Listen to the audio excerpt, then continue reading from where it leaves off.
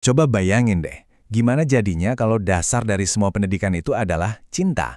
Nah, hari ini kita bakal kupas tuntas sebuah visi yang benar-benar baru dan revolusioner untuk madrasah di Indonesia. Sebuah rencana besar untuk tahun 2025 yang ternyata intinya ada di ide-ide fundamental seperti itu. Yuk, kita bedah bareng panduan pembelajaran dan asesmen yang baru ini. Visi di balik semua ini tuh kuat banget ya.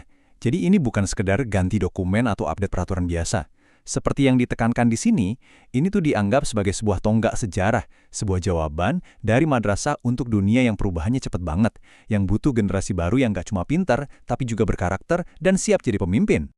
Oke, pertanyaan besarnya, kenapa harus sekarang? Apa sih yang mendorong transformasi segede ini di pendidikan madrasah? Yuk kita coba cari tahu alasannya. Nah, ini dia intinya. Udah nggak zaman lagi kan cuma ngandelin hafalan. Dunia modern itu butuhnya pemecah masalah yang kreatif, yang punya etika. Jadi tujuannya jelas banget. Membentuk insan kamil, atau manusia yang utuh, yang bisa nyatuin iman, akhlak, sama kemampuan berpikir kritisnya buat hadapin tantangan global yang makin rumit. Visi baru ini ternyata dibangun di atas dua pilar yang super menarik. Anggap aja ini kayak hati dan otak dari keseluruhan sistem. Apa aja sih kedua pilar ini? Mari kita bongkar satu persatu. Nah, ini nih yang menurut saya cerdas banget. Panduan ini misahin antara filosofi sama prakteknya. Di satu sisi ada jiwanya, yaitu kurikulum berbasis cinta atau KBC. Di sisi lain ada kerangka kerja atau otaknya, pembelajaran mendalam. Dua-duanya ini harus jalan barengan supaya perubahannya benar-benar kerasa. Yuk kita dalamin dulu pilar yang pertama, yang bisa dibilang ini jantung filosofisnya kurikulum baru, yaitu kurikulum berbasis cinta.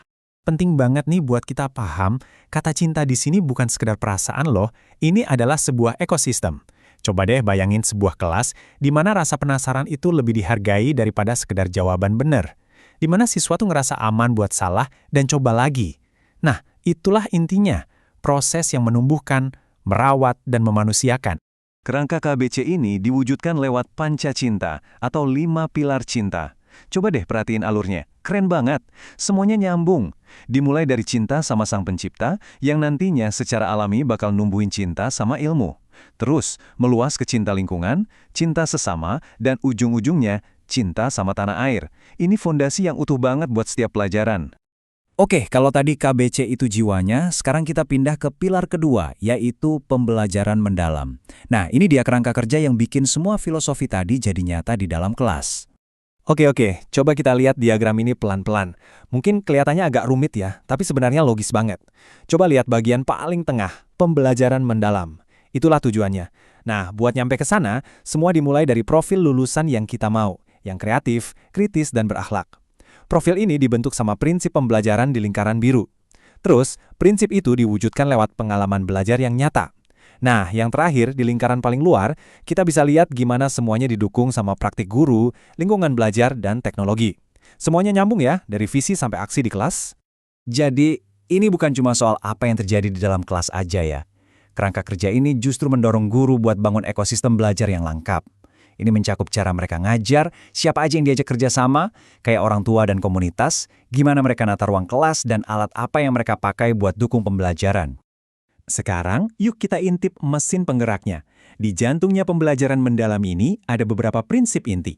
Inilah yang masihin setiap kegiatan belajar itu nggak cuma ngasih informasi, tapi juga terasa berkesadaran, bermakna, dan mengembirakan buat siswanya. Apa sih artinya itu? Yuk kita lihat. Nah, 3 kata ini, berkesadaran, bermakna, dan menggembirakan, ini kuncinya. Ini pergeseran yang besar banget. Berkesadaran itu artinya siswa jadi tahu kenapa mereka belajar sesuatu. Bermakna itu artinya pelajarannya nyambung sama dunia nyata mereka.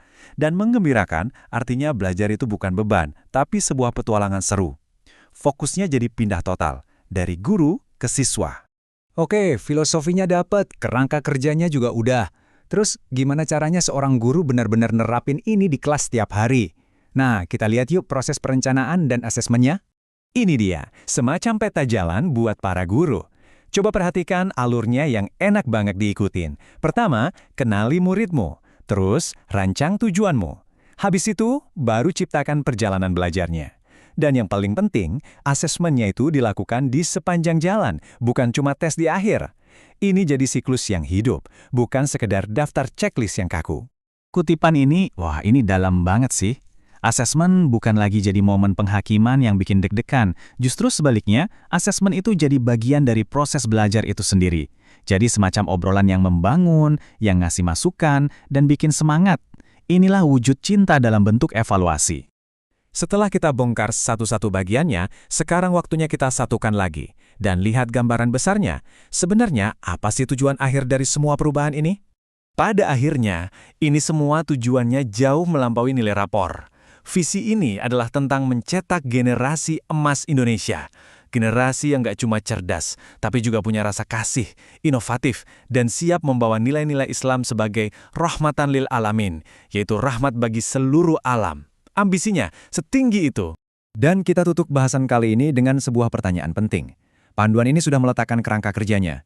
Tapi pertanyaan sebenarnya yang mungkin bisa kita renungkan bersama adalah, kalau cinta benar-benar jadi fondasi pendidikan, kira-kira gimana ya ruang kelas kita dan masa depan kita akan berubah?